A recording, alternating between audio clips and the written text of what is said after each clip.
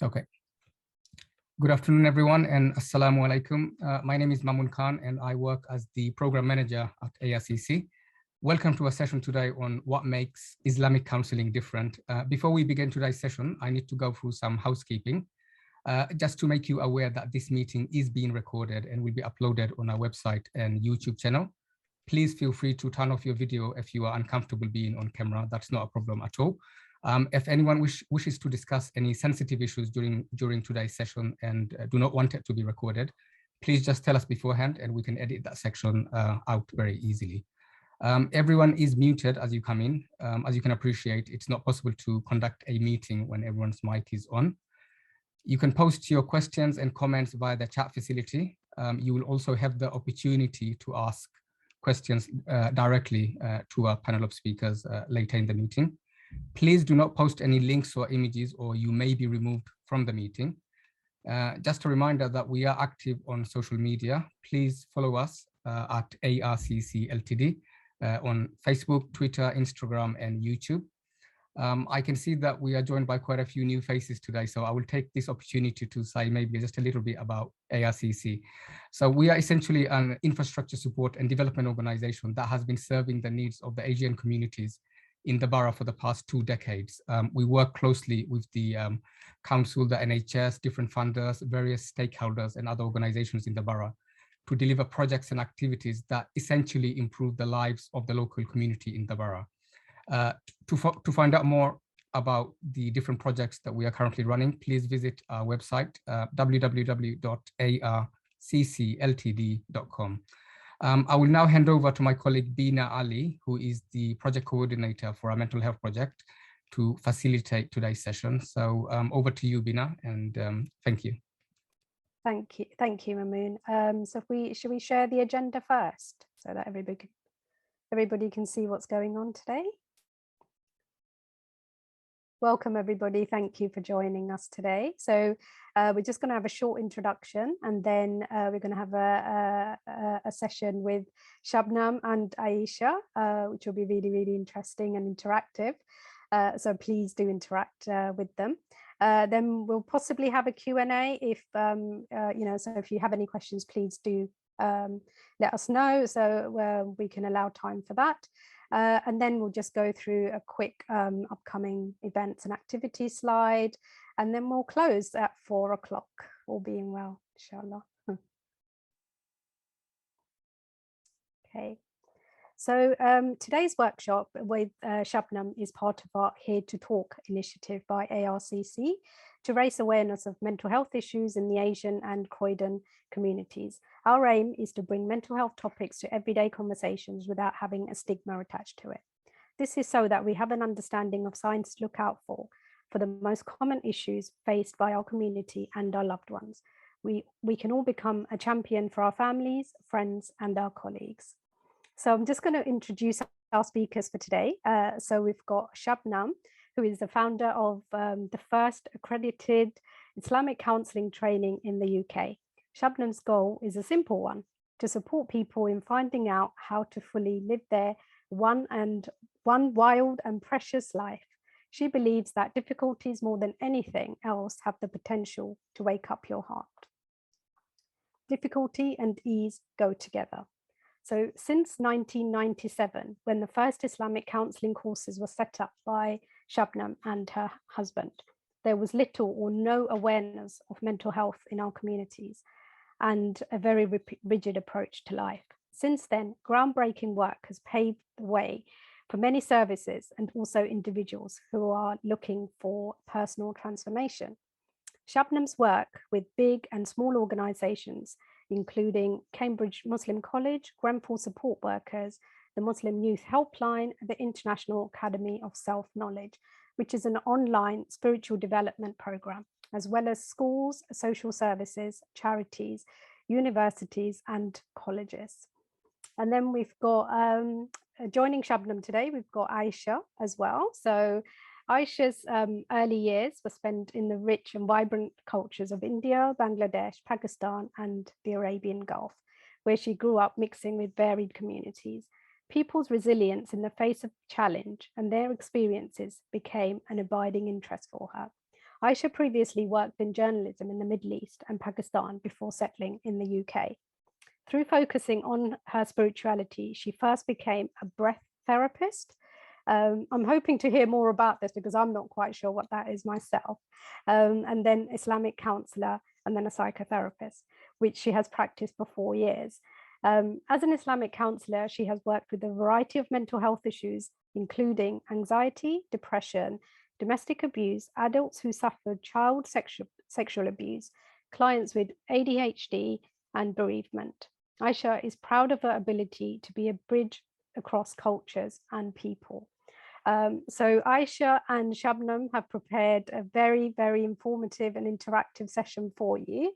So please do participate and enjoy the session. And welcome to everybody. Thank you, Shabnam.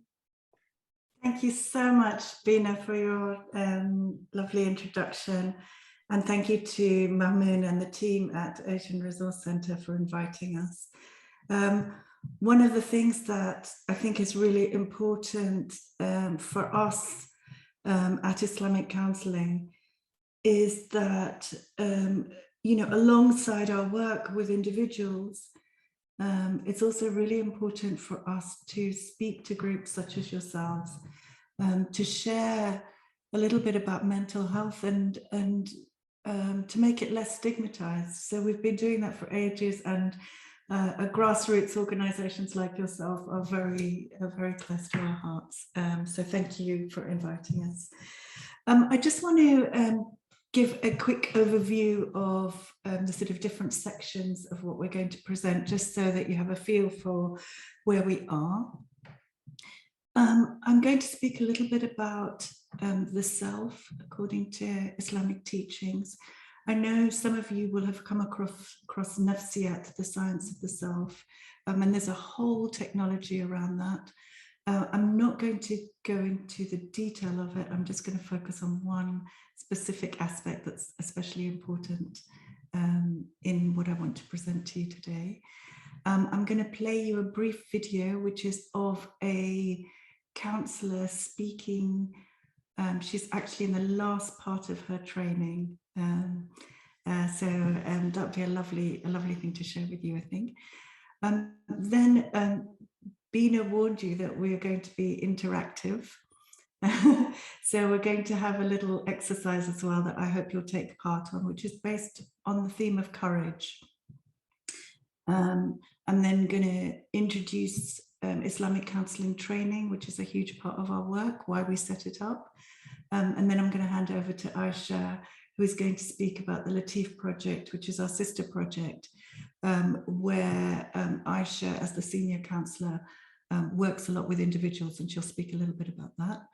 And then I'll go into a little bit of detail around the Islamic counselling training, and then we'll end with a couple of exercises which are around the self and the soul in Islamic counselling, and then we'll have Q&A. So I'm going to whip on.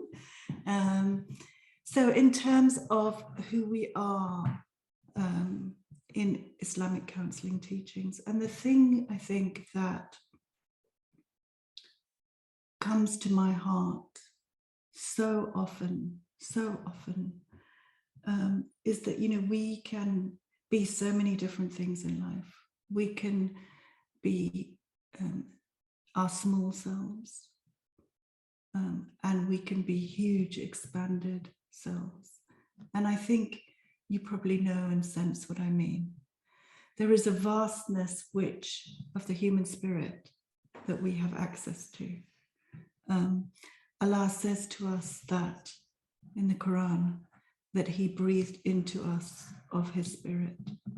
And I want to start here, because I think so often we forget, in all the kind of pressures of life and the to-do lists we give ourselves, and the whole pressures of economics and life in general. And we can put ourselves in very, very small places. But Allah has said to us that he's made us vice regents upon the earth. To be a human is amazing. It's an honor. We can sometimes, through fear, compromise ourselves. We can become enslaved to the system. I know for myself, I've been in work where, it's really just crushed my spirit. And I've stayed in there because somehow I'm trying to kind of, haul myself up to above the water to breathe air. But actually what I needed to do was just leave. Sometimes we even become damaging in that smallness. We want to hurt other people because we feel pain. But I've also seen the complete opposite.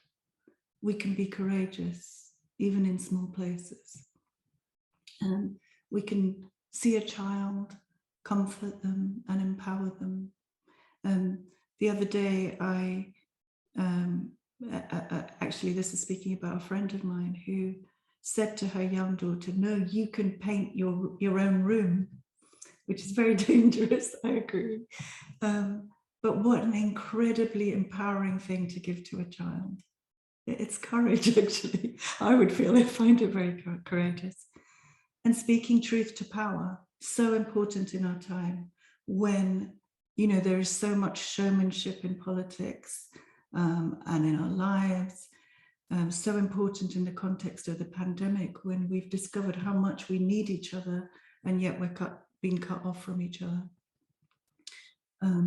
Where as a client, when I see clients as a therapist, or I see students, when people come into classes and they have the courage to show up, to be themselves, to speak their truth, to be honest. So often in our communities, we find that people hide away because they feel they need to present or perform spirituality or religiousness. And so people find it difficult to be themselves. So when I see people being honest and saying, I struggle with this, I can't do this, I feel shy to say this, or I've been arrogant in this situation, I just don't want to do that anymore.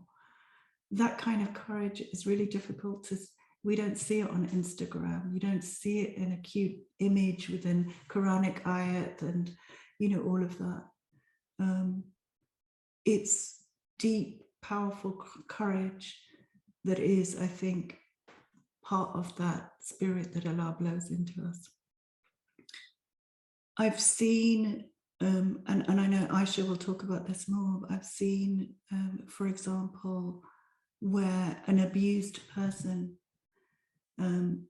has the courage not only to show up, but has the courage to somehow, against all odds, leave their situation in order to save their children. But I've also seen an abused person who has the courage to admit that they can't do that. That's courage too, right? I've seen people who have grown up with criticism risk being vulnerable in receiving like themselves as a whole person, as a person who is okay. That too is courage. And I've seen people who, for example, a person of color accepting a job when everything is telling them that they've internalized everything, all the oppression that they've internalized is telling them that no, you can't do this job, you won't be any good at it. Standing up and having the courage to do that. Those acts of courage, in Islamic counselling, we understand that's part of what impacts the heart and clears it. It's part of what enables you to access a deeper and broader consciousness. I want to play you a video now. I think I can share my screen, right? So let me see if I can do this. This is about 3 minutes long. And as I said, it's one of our counsellors. She's now an experienced counsellor. She was actually working in a placement at this point, coming towards the end of her training. So let me just It's working. With my recent client, actually,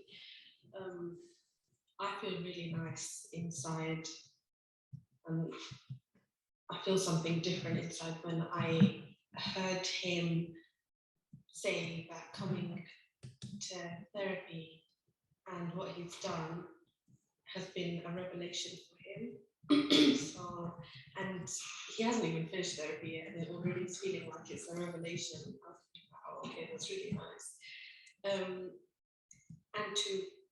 to watch someone come in really unstable and destabilized. I mean, he was very suicidal when he came. And then within a very short time, all he needed was to be seen, and all he needed was to be heard, and to have that space where he was allowed to feel, allowed to be for everything that he is and was, and for me to be able to witness that without trying to fix, which is something I've been working on, but to not do that, and for myself to witness not doing that and what it means for someone and for myself. And to go from thinking about suicide nearly every other day to completely it not being, I mean, that could change, but to be in a zone in therapy where he is not thinking about that, and he feels stable, and he feels like, oh gosh, this is a revelation. You know, it's quite amazing, and I think that feeling to hear your client say that, that is very rewarding. Sometimes I was just talking to my husband about this. I was saying to him that, do you know what? Sometimes when I think about what I do, it shakes me. It's like, what? Everyone comes in with the deepest part of themselves, with the most non-tangible things that you're dealing with. I mean, it's not a headache, you give paracetamol, or, you know, as surgeons and doctors would do, see something and, you know, get to a diagnosis. It's nothing like that. You're dealing with someone's most vulnerable aspects of themselves that they're not even sure about, you're not sure about. But when you sit with that person, something happens. And obviously, I know that that something is myself and my client being held by Allah. But on reflection as well, when you think about it, oh, it's crazy. How do I do that? How does it happen? It's really amazing. It's so huge. It is huge.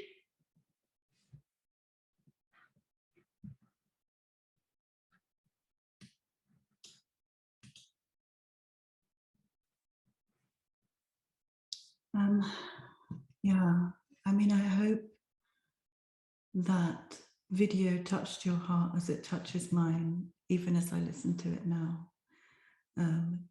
And I hope that gives you a sense of, you know, when we speak about Islamic counselling, we're not speaking about window dressing, as one of my students said, with spirituality. We're not just sticking on a verse for this from the Quran for the sake of it. We're trying to embody that realization that we are more than just going to work or being a parent, or, you know, like how can I fit all of these things that I need to do in a day? Our spirits are vast. And when in the video she speaks about it's a revelation, you can hear that it's a revelation for her as well as for her client, you know. And these are the kind of aspects that we're working on when we speak about Islamic counselling. We're not talking about just trying to be kind of scholarly or Islamic-y. I hope I'm not kind of denigrating anything by saying that, but we're really trying to tap into, like, who are we as human beings? We're not just small. We're not just small. So I said it was going to be interactive, and I'm hoping that we can go into breakout rooms for 10 minutes. And I wanted you to speak in your breakout rooms. Perhaps we could do this in threes or something like that, if it's possible, Mamun, I don't know. But I'm hoping that you can consider in your breakout room a time when maybe you feel that you transcended that small self, a time when maybe you acted with courage. Maybe nobody saw it, but you know in your heart that you stepped outside of something that was your kind of everyday you. And if you like, maybe consider also a time when maybe you stepped into that small space, when you acted beneath, you know, the potential that you have. I suggest that you keep your examples small scale. I don't mean like, I don't want you to sort of say, well, I won the Nobel Prize and it was amazing. I'm really talking about very, very human examples. And I could share something with you from my childhood, which is, you know, we used to live with my grandmother and nobody really particularly wanted to listen to her because she used to repeat herself. And something in my heart said, I want to listen to her, but I don't want to listen to her fakely. So I started asking her about her life and her past and what it was like when she got married. And it was really interesting for me. And it was just a lovely thing that I'm so glad that I did. And I felt my heart expand when I did it. So can we just do that for 10 minutes? Would that be okay? How many breakout rooms would you like? Well, if we can get into three, so I think we have, like, how many people do we have? About 21, 20? Yeah. So yeah, threes will be about 9 rooms. 7 rooms? 7. Yeah, I can't multiply. Yes. 7. I knew that. Okay. Shabnam, do you want 3 people per room? Yeah. Yeah, roughly. Right. Okay. Because Yeah. I thought it was 3 groups. Right. Okay. That's fine. Shall I just repeat the instructions? Maybe useful. So just thinking about a time when you acted courageously, when you stepped out of your small self and into your bigger self, and keeping the example small. And if you want and you have time, you can also do the opposite. And I won't be asking you to feedback. It's just hopefully a nice exercise to do. I hope that was enough time for everyone. Sorry, I wasn't keeping track of the time very well. And it was longer. It was actually longer. So I hope it's fine and nice for people to kind of get to know each other. Oh, nice. Yeah. Did you join a group, Mamun? I couldn't actually. I tried to join one of the groups, but I was struggling. Oh, okay, okay. Assalamu alaikum, Ramzia.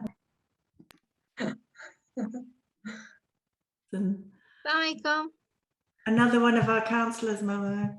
MashaAllah. Great. Welcome. Thank you for joining us. Assalamualaikum. Yeah. So welcome back. People are just filtering in from the breakout rooms. Welcome back. Welcome back. Welcome back. Lovely to see you. I hope that was an interesting exercise. I'm so tempted to kind of get feedback from you, but in the interest of time, I won't. But it's interesting how, I think, like in our group, interesting how even just speaking and sharing, sometimes those things can really take us to a different place. So easy to forget, you know. I want to speak briefly about our Islamic counselling training, and I'm going to sort of come back to it towards the end as well, after Aisha's spoken. But just briefly to sort of say, you know, in terms of our work, we work with clients and most of my work actually personally is training students to become Islamic counsellors. And I've just sort of welcomed Ramzia in as well. She's another one of our counsellors. As you heard, we founded this model in 1997, which is when we also gained accreditation from the Counselling and Psychotherapy Central Awarding Body, which is a mainstream accrediting organisation. And part of the reason that we did that was really because we wanted Islamic counselling not just to be something that people did on the side. So having that mainstream accreditation is quite a political move in some ways. And I want to speak about why we set it up, because I think that intention is really important. I think it's important personally, because I think it impacts on what is produced, but also because intention is so key to Islamic understandings of what's important. Allah says that we judge you not by your actions, but by your intentions. So I hope and I pray that our intentions were good, and I do feel that. I feel it whenever we start an Islamic counselling group. And I always say to people that I absolutely know that they are going to have an amazing time. And it's true. I'm not trying to sell anything. I just know that they will. So we set it up. I'm going to speak for myself rather than for my husband, Abdullah Maynard. Because in my own life, Islam had been such a healing and transformative influence. Although I grew up as a Muslim, what I learned when I was growing up was very confusing. And actually Islam was something that I wanted and did run away from. Rules and regulations, not understanding the meaning. And then through that spiritual transformation, I understood for myself deeply how healing Islam could be. And I actually kind of had like a massive revelationary moment where pretty much overnight, I suddenly felt that I'd come home, deeply come home, and that all the answers that I'd ever wanted, I'd found. Another reason was that, we could see that in the community there was a huge amount of need. I was working initially in the drugs field, and I also was involved in health policy and strategy, and also doing research with our communities and wider communities. And I could see that, so often we get trapped in situations, and I could also see that, and this was the case in my own training, that many of the models of counselling are based on Eurocentric ideas that can be damaging or just not sit quite right. There's sort of inherent values in there which are implicit often, which just aren't streamlined with the way that maybe we understand things. And I'm going to go into that more in a bit. And also we found people reluctant sometimes to go to imams, or getting very two-dimensional responses that they couldn't relate to in their own lives. And, as you know, often life, the questions that we have or the situations we find ourselves in don't have straightforward answers. And sometimes this would distance people from Islam, distance people from their own truths and from the help that they needed. Other times it makes people try harder and harder to get accepted by God. But nothing is really working for people. And sometimes people almost invent a bullying God because that's how they've been brought up, or it's our own conditioning or our fears. And it's very distressing and it was distressing for me to feel that there was often no one that people could turn to, that people, I can remember coming across so many people in my research. I was doing some research on sex and relationships, and I was coming across huge numbers of people. This was focused on young people, but I think it applies across the board, who had heartbreaks in their life, but they couldn't talk to anyone. They didn't want to talk to people from the mainstream because they wouldn't understand what a huge deal it was to have fallen in love and have stepped out of, what's conventionally understood. And they didn't want to talk to anyone Muslim because they didn't want to be judged and criticized. And more often than not, people kind of block off that spirit that I was talking to about, because it just ends up like, let me just survive. I need to just live through this. Let me just cut off all of what makes me human so that I can just exist. And Allah talks about that in the Quran. He talks about there are some people who are alive, but they're not truly living. And that's such a crime, really, a crime to ourselves and our societies. And then we also did it because for ourselves, we wanted to find a way of really deeply worshipping, a way to purify our own hearts, and to really just sing the song of, there is nothing other than oneness. There's nothing other than God, whatever name we choose to call him. We understood that we wanted to be able to turn up for work on time, just with a lot of love and himma and truth, because it's a huge gift. So that's just a sort of give you an idea of our intentions. And I want to now hand over to Aisha Powell, who is Senior Counsellor at the Latif Project. And Aisha is a dear friend, an incredible counsellor. She's going to speak a little bit about the work that she does.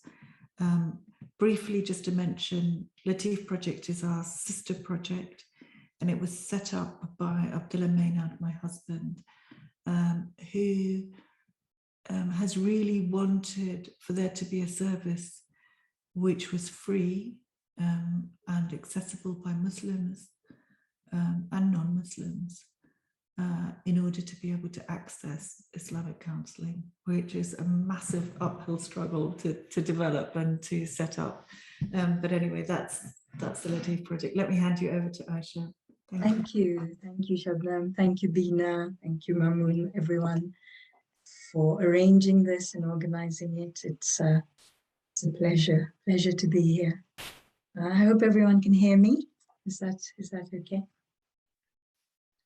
So I just wanted to talk a little bit about the practical aspects in terms of how we find ourselves helping people and supporting people through Islamic counselling at the Latif Project.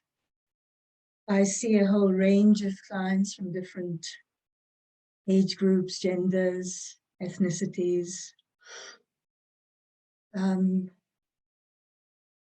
this is actually the joy of working within such a diverse community as well, because Muslims are definitely not this sort of monolithic, homogenous bunch. They're pretty diverse within themselves as well. I've also seen non-Muslim clients, people who don't consider themselves affiliated with any faith in particular. And they've often come back with very positive feedback about how they found it useful, based on the principles that Shabnam's just spoken about in that wonderful clip that you saw of one of my colleagues. That heartful presence, that listening, that sharing and collaboration that goes on in the process. So just a little bit about the presenting issues that we encounter, that we deal with, what people come to us for counselling. It's also hugely varied in that sense.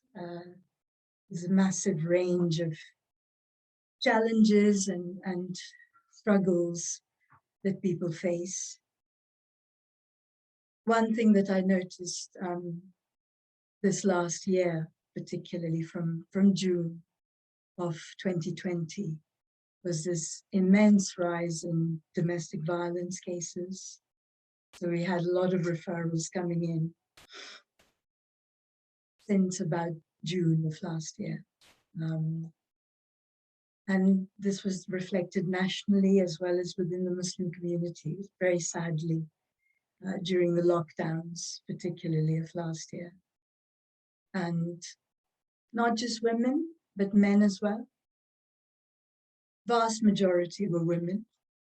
And of course, adversely affected, were the children involved in this as well. So it's just heartbreaking to see, but thankfully we were able to provide that service to people struggling with DV. The other presenting issue seems to be of intergenerational trauma. Some people, coming in with perhaps harsh, unduly harsh sort of parenting, neglect, people who were perhaps not nurtured as children enough and had to sometimes provide emotional support to the adults, or were treated like bonded labor in many cases as well. This is shocking sort of stories and challenges and struggles that people face. And of course, this can have a hugely, harmful impact on future generations, on adults. So we get 30, 40, 50-year-olds who are dealing with that trauma now, leading to a lot of depression, a lot of anxiety, a lot of self-harm, and an inability to just really figure out who they are and to, deal with their highest potential, come to their highest potential in a sense and be fully human. So, yeah, those are some of the issues that we tend to encounter. And we know that, early generations of immigrants in this country, especially the women, were thrown in at the deep end. They were often expected to function without language or education, familial, cultural support networks,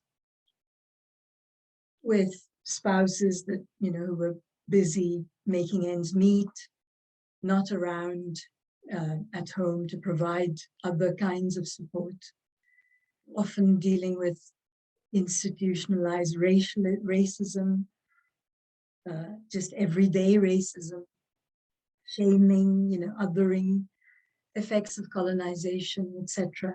And very often that internalized, that Shabnam mentioned, the internalized issues where they felt small and they couldn't, they couldn't function fully. So that's something that is coming through.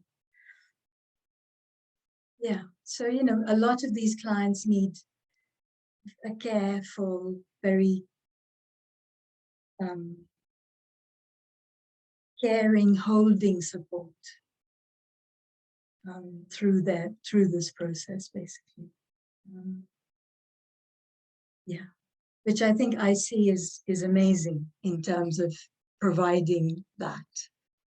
Islamic counselling is perfect, ideal in many ways, because it has that heart connection. It has that connection with the divine and the human.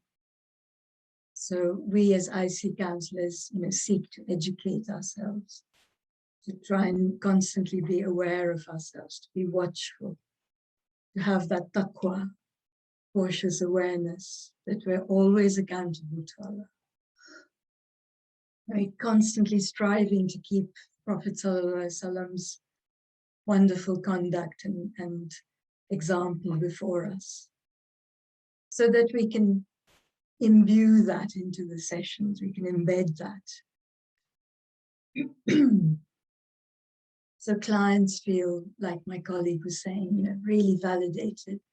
They feel heard. They feel seen as human beings with dignity, autonomy, integrity. And, while we acknowledge, hold and affirm the client's profound struggles and challenges, we're also holding the understanding that there is the akhirah, there is patience, there is struggle, there is constriction and challenge, but our iman will see us through. It can be like a huge rescue boat that comes onto this turbulent sea of life. Inna ma'al usri yusra, inna ma'al usri yusra. There is hardship, there is ease, but there is ease always after hardship. And I can't count the number of clients who've hit sort of rock bottom, really, in their lives. They're often suicidal, they've come through nightmarish circumstances. They have been through hell and back, quite literally. But they've shown incredible resilience, incredible himmah, amazing depth of insight and courage, as Shabnam was talking about, and what we recently discussed in the exercise. That drawing up of something bigger from within.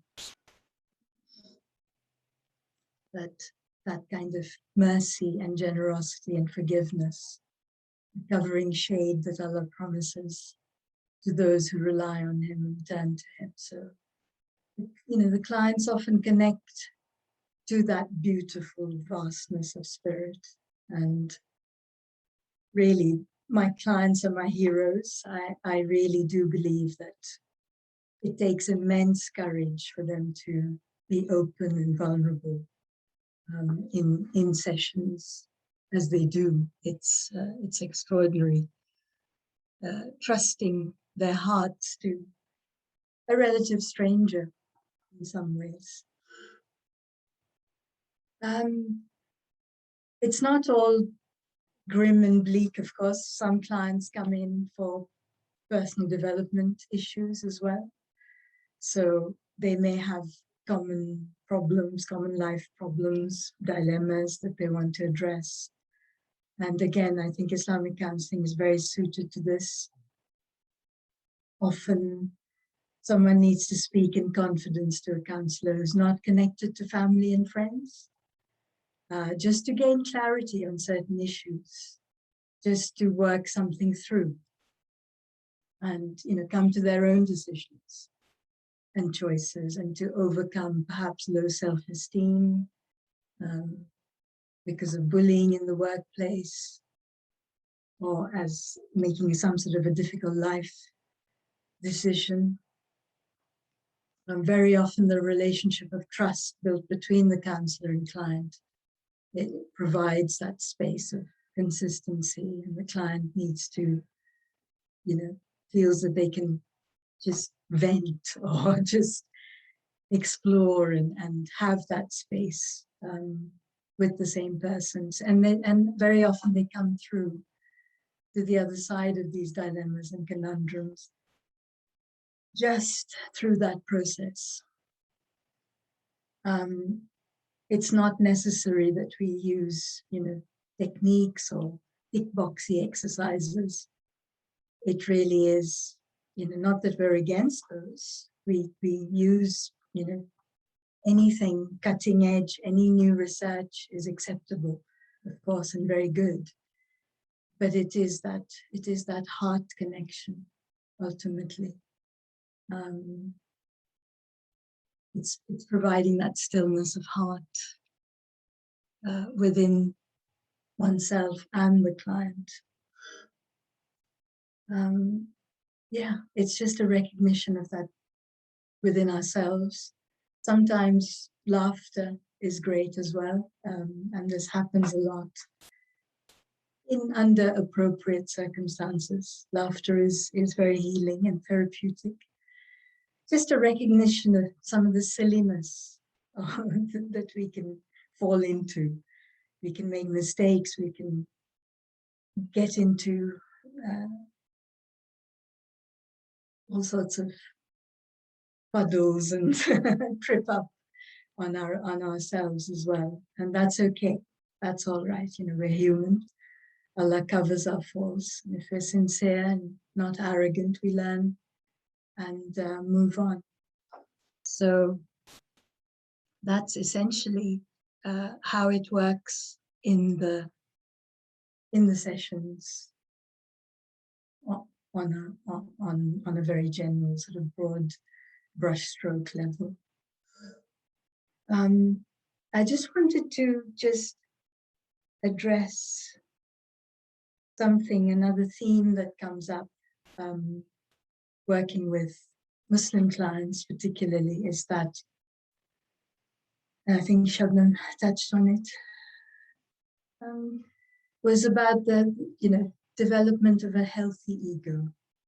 So ego is perceived, or the lower nafs in cosmological terms, is often given a very bad rap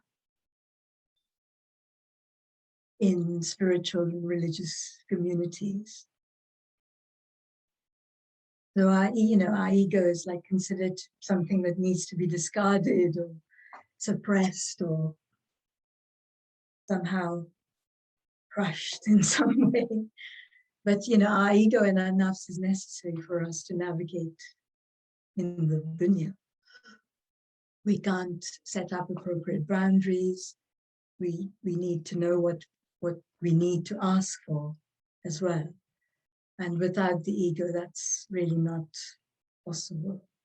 So people tend to mistake healthy self-care with selfishness or self-centeredness. And they get into immense difficulties in that regard. So, this is highlighted in some cases with male-female relationships. Girls and women are often expected to sacrifice their time, their energy, often their lives, to only benefit others, and set aside themselves and neglect themselves to the detriment of their emotional, physical, mental well-being. But why? Why is that thought? Why is that there? It's odd to me that why can't we do both? Why can't people satisfy what gives them joy in their hearts and come from a place of well-being and be of service to others? Why do we have this sort of black and white thinking? How can we possibly serve or help others if we're not nourished ourselves? If the well is dry, how will it provide water for everyone? And for men as well, and for boys. It's that, I'm here to provide and I'm here to be strong and supportive, but they must have dreams and wishes and hopes and aspirations, and rather than just being human doings. Why can't they be human beings as well?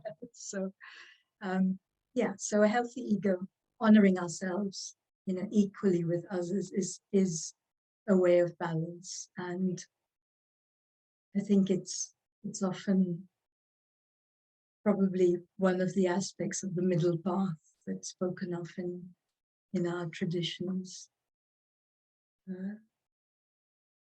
which helps everyone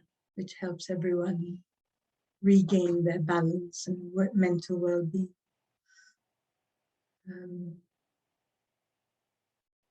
So it's good and right to have the deen as a guide for us. It's an adornment.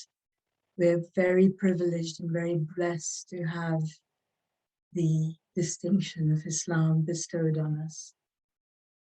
It can sometimes, ironically, become a barrier to acknowledging our own imperfections, our flaws, faults, our mistakes, both for ourselves and for others. And we sometimes minimize our feelings and issues. And I see this a lot in clients, both, for ourselves. Maybe I shouldn't be thinking this way because I'm a Muslim. I should be stronger. We should be able to overcome this because maybe my iman is weak. That kind of spiritual bypassing can become an obstacle for clients and for all of us as well. We all need to help, we all need kind of to seek that support. We all need a listening ear and heart, and there's no shame in seeking the support. And it doesn't make you a bad Muslim or weak in any way. The Prophet ﷺ sought counsel from his companions and wives all the time, and then waited for inspiration from Allah for true guidance. So there is, this stigma attached to seeking support,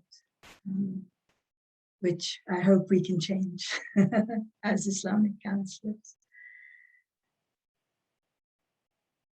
The other thing I've come across in my client work also is, and again, this hectic lifestyle, that kind of manic pace that we're all always finding ourselves, and the social media, a trail that we're on, and busy, busy, busy. If we could just pause,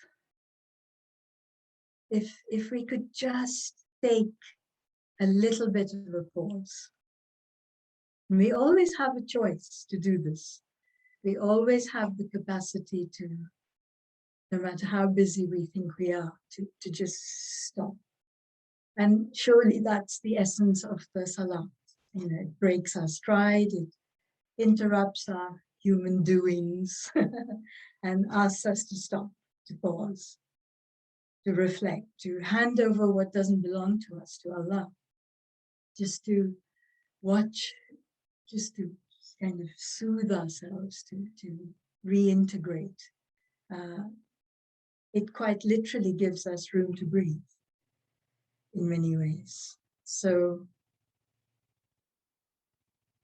even outside the prayer ritual, connecting with the earth, with water, with light, the sun, the breeze on our skin, etc. Just putting your feet on the ground, on the grass, just allowing us to sort of connect to our earthy selves, which is essential, for being in this world and being the khulafa, the stewards of Allah.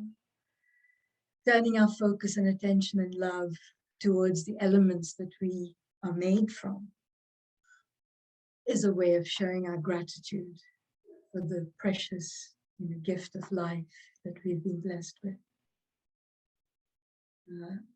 And again, without going too much into the sort of neuroscience of it all, these pauses, this reconnection with the earth and the elements that we incorporate into our lives consciously, intentionally, have a hugely beneficial impact on our minds, our nervous systems. And essentially we have two nervous systems. The first is the parasympathetic, which we're not even aware of. It's the one that keeps us breathing, keeps our heart beating, regulates hormones and circulation, and just keeps the body ticking over and makes us sleep and digest. The second one is our sympathetic nervous system, which keeps us safe from threat. It's the part of us that helps us, leap away from a speeding car, or fend off, something, an attacker, or some catastrophe, or even make us pretend to be dead or just frozen for a while to save us. So these two intricate, miraculous, wonderful systems, they work together. Usually they form a sort of a feedback loop with each other. And when we deal with stressful situations, the sympathetic nervous system kicks in. And then we rest and digest. But things can go awry when the stress never stops. And then the feedback loop short circuits, and we end up in a state of agitation, anger, anxiety, mobilization, and we become frozen, we become immobilized, or we become depressed. And neither of these extremes help us respond sensibly or safely to crises. They're just making us often react rather than responding. And this can lead to even more stress and turbulence and ongoing issues. So to restore the feedback loop to normal and healthy levels and to bring about some kind of regulation,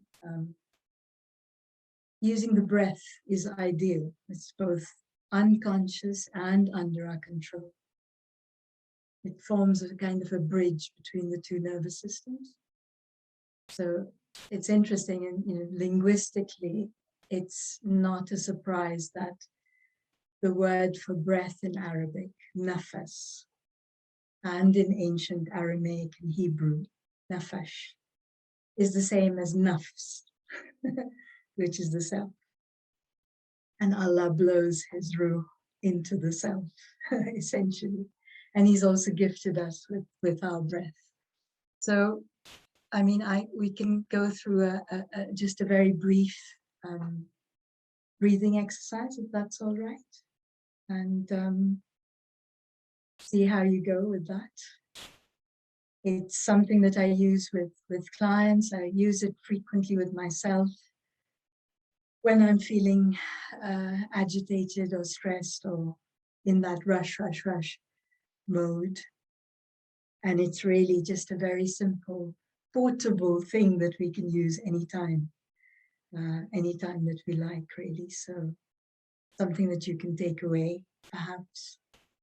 So I'd like everyone to just sit very comfortably, lean back if you can, and close your eyes if you feel okay doing that. If you don't want to, you can keep them open. It's perfectly fine. And just simply become aware of your breathing. The very gentle inhale and exhale through your nostrils into your lungs. Just giving yourself time to notice the very simple act that we take for granted. Sometimes we're not even aware that we're breathing. Just really focusing in, paying our attention to it. Breathing in and out.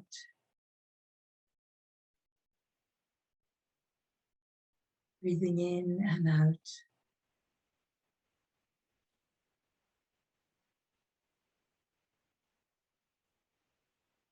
Noticing any sensations,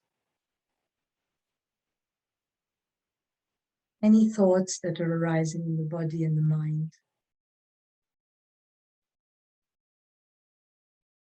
You may feel peaceful, or you may feel restless, you may feel calm, or you might feel fidgety. Might be thinking, this is weird. You might be thinking, am I doing this right? You might feel sleepy or anxious, bored, whatever it is, whatever's coming up, whatever's arising. Just witnessing it, just observing it within yourself. There's nothing to change or fix or improve or dismiss. You're just here, sitting here, breathing in and out. You're simply observing, witnessing thoughts and sensations. There's no criticism, there's no judgment, there's no right or wrong, there's no evaluation to be done. Everyone's unique and special. Our breath is unique to us and it's very special to us. And if your mind wanders or gets caught up in any narratives or stories, you simply bring your attention and focus back to the breath. Feeling the breath enter and leave the nostrils, enter and leave the throat, enter and leave the lungs, expand and contract the belly. Really taking the breath deeper, connecting with it, taking fuller breaths, allowing the torso, the abdomen to expand on the in-breath and letting the muscles constrict down, relax and soften on the exhale. And staying with that for just a minute or two.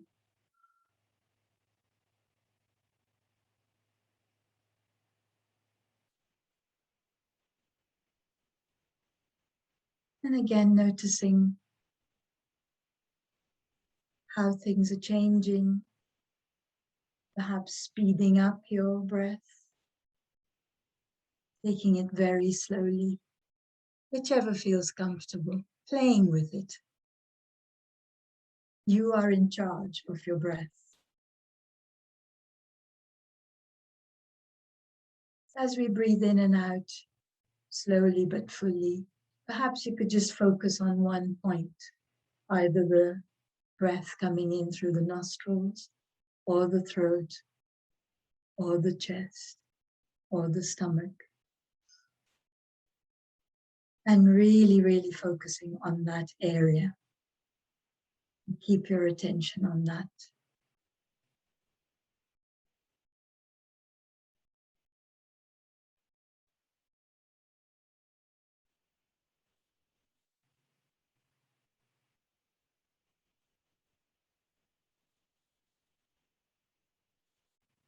And if your mind wanders again, just bringing it back to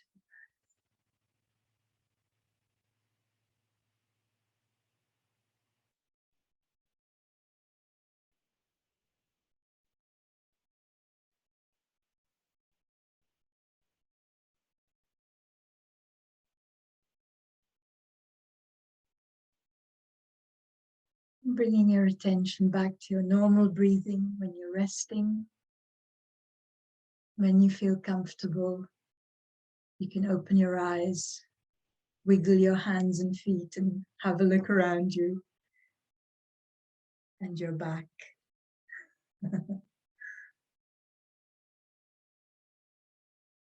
So this is what I mean when I said pause. I hit the pause button. And it's a wonderful way of just regulating your mood, calming yourselves. It doesn't have to be longer than a minute or two. And there are many other techniques. There are many other breathwork techniques. So I hope that was useful and helpful and enjoyable as well. That's lovely. Thank you so much, Aisha. Thank you for sharing about the Latif project and also that beautiful exercise. I'm in a whole different place. Anyway, if that's okay with you, Bina, I'm just going to speak for a few minutes now about the Islamic Counselling training, and then we can move on for questions if anybody has any questions that they wanted to ask. So one of the things that I wanted to share about the Islamic counselling training is to start off by talking about, it's often said that counsellors are wounded healers. I would say that Allah says to us, we are all wounded. We're all wounded. You know, there isn't a person that exists that doesn't have wounds, because Allah says this life wasn't created for ease. It's not all, as my mom would say, ha ha ha ha he he he, which I'm sure you've heard. Bina, you look like you recognize that phrase. But what happens on training is that we seek to really become people who understand what trust in Allah means, who understand what stilling your heart means. So many of us carry Islam like a burden, but actually there's such powerful depth within there that we can access. It's not about being religious or not religious, in my opinion. It's about living your life. The wife of the Prophet Aisha, radiallahu, said of the Prophet, sallallahu alaihi wasallam, that his character was like the Quran walking.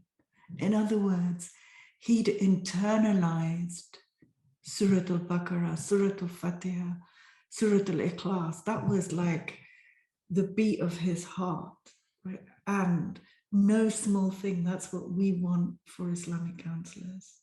We're not shy of aiming that high. We're not shy of aiming that high. So in terms of how it works in a practical way, we have a progression route. We start with level 2. We tend not to bother with level 1. To become an accredited counsellor, you need 2, 3, and 4. All of the levels are part-time. It takes 3 years in total. We normally run level 2 every year between September and January. Level 2 is not about any concepts, a little bit like we've been sharing with you today. It's about what you get to feel in your heart. And I hope that everybody who's sitting here can have a sense of that feeling of what it means to be an Islamic counselor. It's about awakening your heart. It's about opening your heart. It's a heart-centric model. It's about your intention. On level 4, on the diploma level, for example, we get people to go through a whole client session and analyze moment to moment to moment. Where was your intention? Where was your intention? Where was your intention? So level 2, going back to that, we're beginning with love, with intention, how you engage, how you come into this. We're not trying to just go by statistics or this or that or trying to fill our heads with knowledge that we can't use. We're just heartful, and it's beautiful. And people come on the course and I don't know anyone who hasn't just fallen in love. That's what happens. And it's not a hippy dippy thing of falling in love. It's just really that yourself begins to awaken. And who doesn't want that, right? It's beautiful. Then there's level 3. And this is where we start bringing in the Islamic concepts. So what has been happened to you in level 2 as an experience, you start to be able to put a name to it. Okay, this is my nafs. This is my soul. This is how the two interact. This is my akal. These are the inner senses. All of the nafsiyat that you quite often now are hearing being talked about. We sort of say, well, this is what this is in you. This is what this is in me. This is how it's working. And that runs between early February and May. What it means when we do it modular is that people don't have to continue if they don't want to. So if you don't want to become a counsellor, you don't have to. You can access those levels and still benefit. Because what we want is for people to want to do it for themselves, right? You can't offer something if you don't have it in your own heart. Level 4 is 2 years. So you can see here with the other ones have been half a year. Level 4 is 2 years part-time, and this is head, heart, professional, placements, personal therapy, supervision, and really being challenged in terms of your lower self, your patterns, what's explicit, what's implicit. And if you qualify in terms of the level 4, you can then work in any organization, including the NHS. You can apply for registration with the professional body once you've completed further hours. Professional bodies like the British Association for Counselling and Psychotherapy, and most of our graduates have done that. The title of this talk is How is Islamic Counselling Different, right? And I really hope that you can hear that and feel that. That's what we want. We don't want it to be a talky thing. It's got to be about hearts. It's got to be about moving. You can listen to, for example, I'm bad-mouthing politicians, but you can listen to a politician and hear there's no heart in it. They might be saying all the right things, but every spidey sense in you says he's talking a load of shit. Sorry, right? And we want, when people hear an Islamic counselling, when we come to an Islamic counselling, even when they don't speak, we want you to feel like, oh, here's somebody I can trust. Here's somebody I can rest my heart on, even the most vulnerable of people. So this is what the training is doing in a very spiritual, deep, profound ways, but not ignoring, because it's actually part of it, not ignoring the realities of life, not ignoring the practicalities of professionalism, understanding, what other models are about, how they work, etc., etc. So this is a big part of how Islamic counselling is different. The other thing is, that Islamic counselling is also understanding, like, what is the nature of the self and the human being. Different models have different ideas of it. Cognitive behavioral therapy is based on, like, what you think affects what you do. And it's quite often based on functioning. A lot of, the World Health definition of well-being is based on being functional and productive. But some of the most incredible people in Islamic history and in our time are not very functional and productive. It's not about just that. That's not bad. It's great to be functional and productive, but it's not just that. So, we consider, like, what is a healthy human being and a healthy society? I'll just share a brief quote with you, if I could just access it. This is by Ross White, who's a reader in clinical psychology at Liverpool Uni, and he's the editor of Palgrave Handbook on Sociocultural Perspectives on Global Mental Health. And he says, in the West, the biopsychosocial model has tended to dominate the development and delivery of mental health services. Yet in other parts of the world, its relevance for understanding emotional and psychological distress may be less clear or meaningful to people. Some models are focused on childhood, classically the Freudian model, on the unconscious. Islamic counselling actually believes in the unconscious, the things that we don't know ourselves, but we would sort of say that Allah knows everything.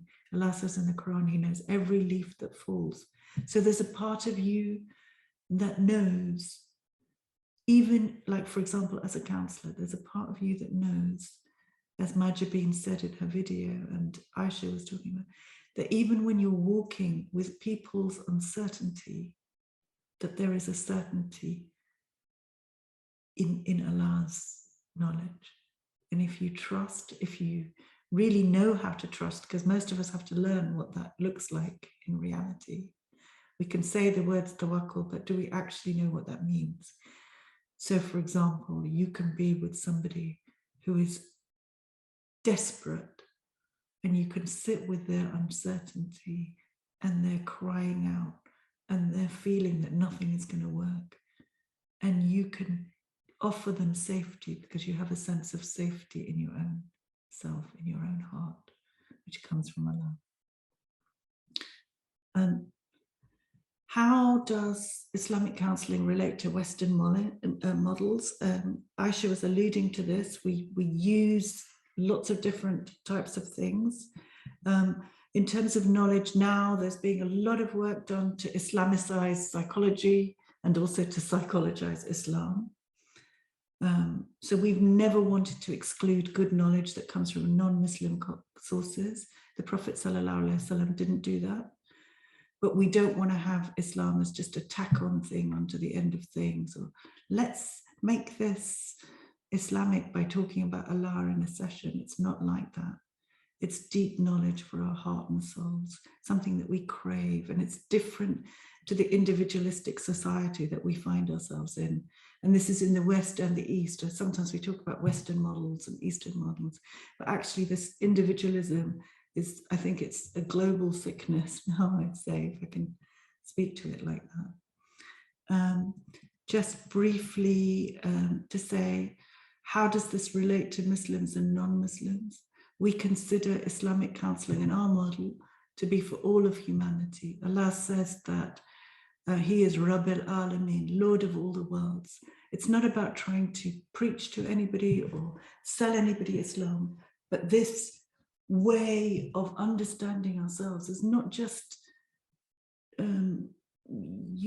wage fodder, not just people who have to go to work and come back and pay mortgages or, be parents, or not just all of those things, but beyond. I think that as people who are born Muslims, we need to understand our own models and our own ways of being.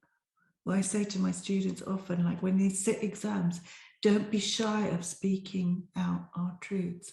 And in fact, our awarding body and all the colleagues that we have that interact with us say, my God, your graduates are the most ethical I've ever seen. This is the best course I've ever seen. Not the best Islamic course, not the best thing for Muslims, but just the best or the most ethical. I don't want to overly big up things, like that those sort of things can go up and down. But what I'm trying to sort of say is that there is something that is within our teachings which has something profound to offer. And it doesn't matter whether you're practicing or not, whether you're westernized or not. It's about not getting swallowed up by our lower selves and our, societies that tend to want to crush us. And in addition, if you do sign up for being Muslim, we have to defend ourselves against Islamophobia or against racism. They erode something of us. And sometimes those values seep into our unconscious. One of the things that I love about our groups our student groups, is that they are so diverse. And, like I remember one group, I had one woman who was wearing a miniskirt sitting next to somebody in a niqab. And I love that. I love that we can actually just be those accepting places where people have space to work things out and to see who they are and be truthful in their hearts. And I tell you, those friendships in groups last a lifetime, and even across groups. So I believe that for non-Muslims too, something's missing. All of our human hearts can resonate with what our teachings offer. There's a guy called Ellison. He says, in addition to desires for pleasure or self-fulfillment, humans have needs for transcendence, the sense of well-being that we experience when we find purposes to commit ourselves to, which involve the ultimate meaning for life. This is not a small thing. Allah says He created us with the potential to be higher than the angels or lower than the animals. Why higher than the angels? Because the angels only knew good. That's all they knew. We know both. And we can travel like you did in the exercise at the beginning with both. And we do know the difference in our own hearts. Allah says that to us. He says that He's given us something in our own heart that can actually tell the difference. Allah says in the Quran, we do not punish you, but you punish yourselves. Sheikh Fadl al-Ahari says we all want happiness, and we define happiness as desires achieved. But when the desires are achieved, we say, okay, that's great. And now I've got my streamer, I've got this, I've got that. But who made me have all those desires? They're basic needs. But we don't suffer from those basic needs many of the time. But what is keeping us, not just our bodies alive, but truly living? We need to find the deep down cause of who we are. Not just say, like, yeah, Allah created me, but the deep down cause of our everyday thinking and believing and acting. You know, what does it mean that I feel fulfilled by this or not by this? Nothing and no one can bring you happiness. It really comes from that within. And that, I think, is a lifetime journey. And one of the meanings of we come from Allah and we return to Allah. Through Him, by Him. Everything that happens in life is really a way of reflecting back to our true selves, finding our true selves. As Carl Jung, the famous psychologist, sort of says, whoever looks outside dreams, and whoever looks inside awakens. You know, we are given countless opportunities in life to really look at that. How does our model relate to other models of Islamic counselling? In the last few years, there's been a huge growing psychology movement, you know, a massive communities and discussions and differences emerging about what Islamic counselling is and what isn't. I'm not going to go into it. There's lots of really interesting stuff out there, but I would sort of say that the broader that this becomes, the more easy it is to get caught up in information and accumulating that and becoming very knowledgeable about, you know, what Islam says, and forgetting that this is about our hearts individually and collectively. I was going to do a brief exercise just now, Bina, but I'm just conscious of the time. So I'm thinking that I should probably skip that lovely exercise about the self and the soul and hand back over to you. That sounds right, doesn't it? Is that okay? Perfectly fine. Yeah, I've just got a couple of questions on the chat bar. So if I just read them out, or so if anybody's online and they want to unmute, please ask. So one of the questions is, how much does it cost to become a Islamic counsellor, and what pre-qualifications do you have to have? Also, do you need to know a lot about Islam first? Okay, so in terms of the level 2, the qualifications are to have an open heart.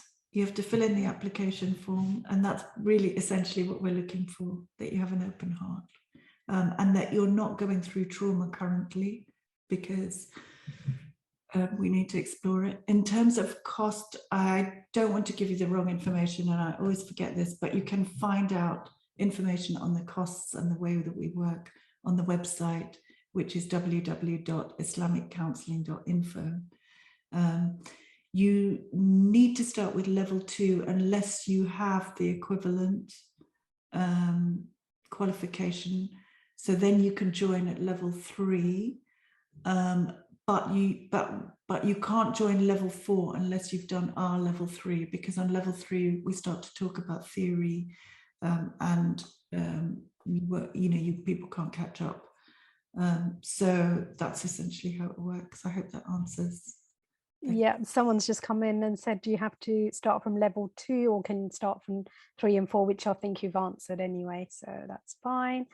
Do you get qualified as a counsellor and an Islamic faith counsellor together?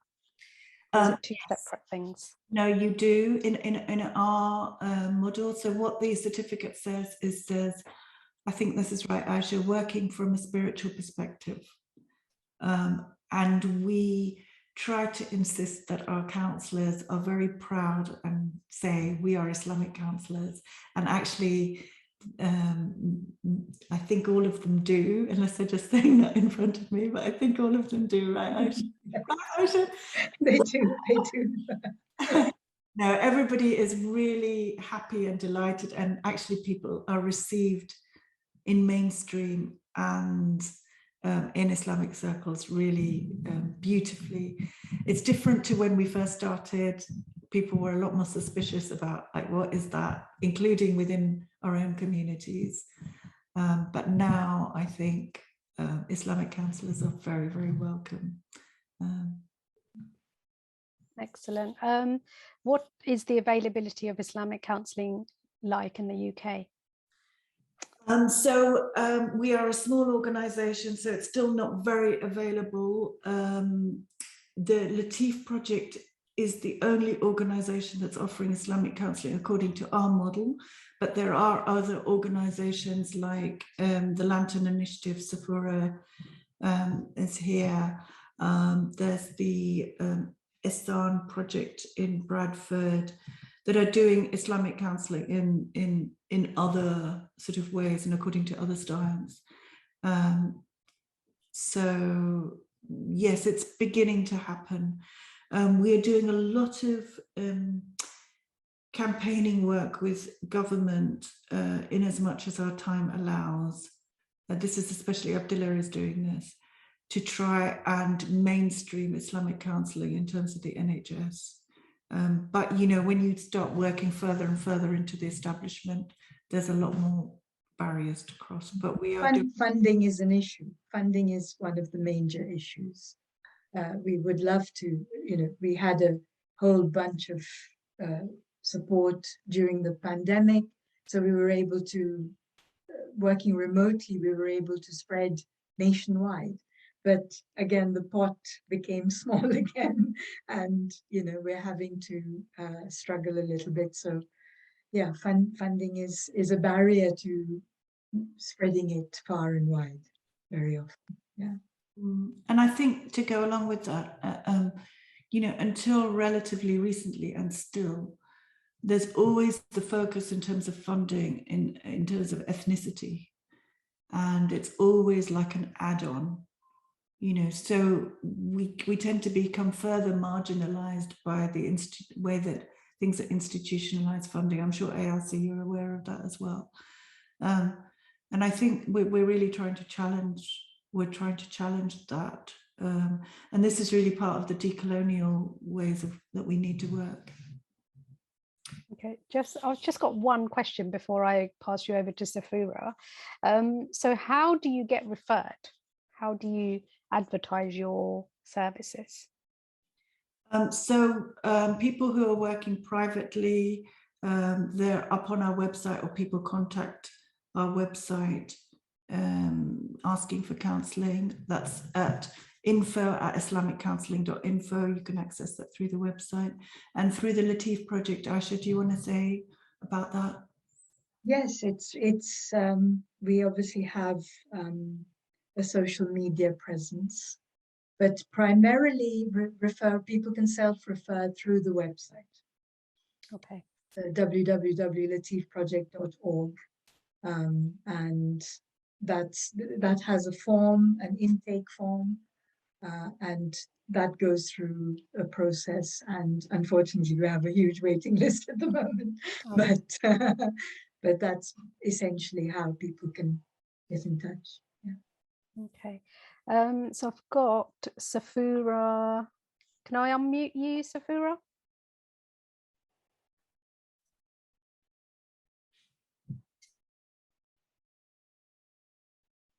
Mamoon, can you unmute Safura for us? Sorry, I've been trying to unmute myself. I couldn't do it. I do apologise. I'm sorry, I wasn't sure if this was the right place for the question, and I wonder if I should come back to you another time with this. But just very quickly, I just wanted to kind of get some understanding about, you know, the mainstream model that we talk about, you know, becoming BACP registered, etc. You know, and then we talk about decolonizing and all of that. You know, how does it kind of work together in terms of, you know, do you feel that sometimes registering with an accredited body such as the BACP can sometimes stifle that freedom to practice Islamic counselling in the way that we might want to, or in the richness that we might feel we've learnt to kind of deliver? I know it's a big question. No, it's a really important question, and I'm actually sort of writing about it in this sort of chapter for this book in terms of ethics, because it is really important. But briefly, what I would sort of say is, you know, Islam in all of its richness, I think we also don't understand. And we also, as Muslims, can be territorial, stifling, and so on. But also there is the colonial aspect of working with organizations like the British Association of Counselling and Psychotherapy. So we're constantly making choices and negotiating what we do around that. CPCAB, our award body, because we were with them from the very beginning, we've actually been able to influence and talk to them, and really have quite a lot of power and influence, and also collaborate, you know. But I think this is an emerging dialogue. You know, like I think that professional registration is good to protect clients. I think there are also other methods that we can do that exist within the system.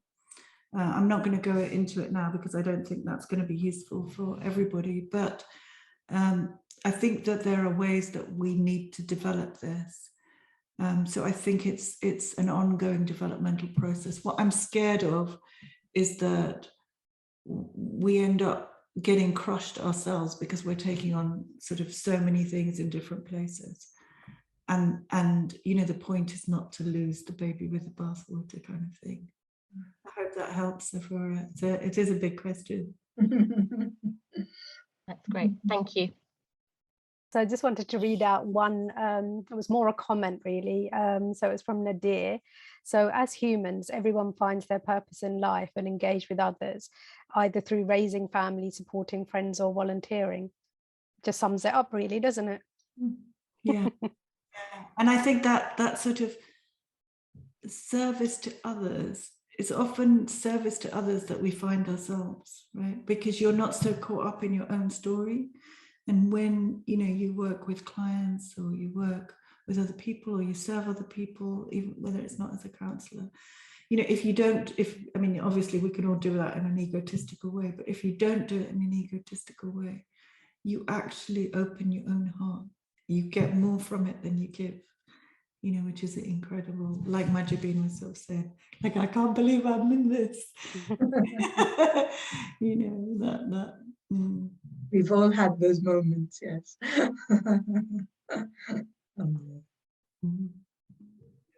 Brother Nadir, did you want to say something? No, I'm still, I mean, I feel sometimes that we are, I'm involved with some other project when one is basically somebody called Myra Khan in Leicester. And I'm in with her group because I'm not an Islamic counselor. I'll be telling lies. I'm a psychodynamic, you know, therapist, and I work on that frame. But that doesn't stop me to be linked with whatever current within the culture I am with, because part of the culture I'm with, I do understand the concepts, but at the same time, many of the concepts are similar in Western culture as well.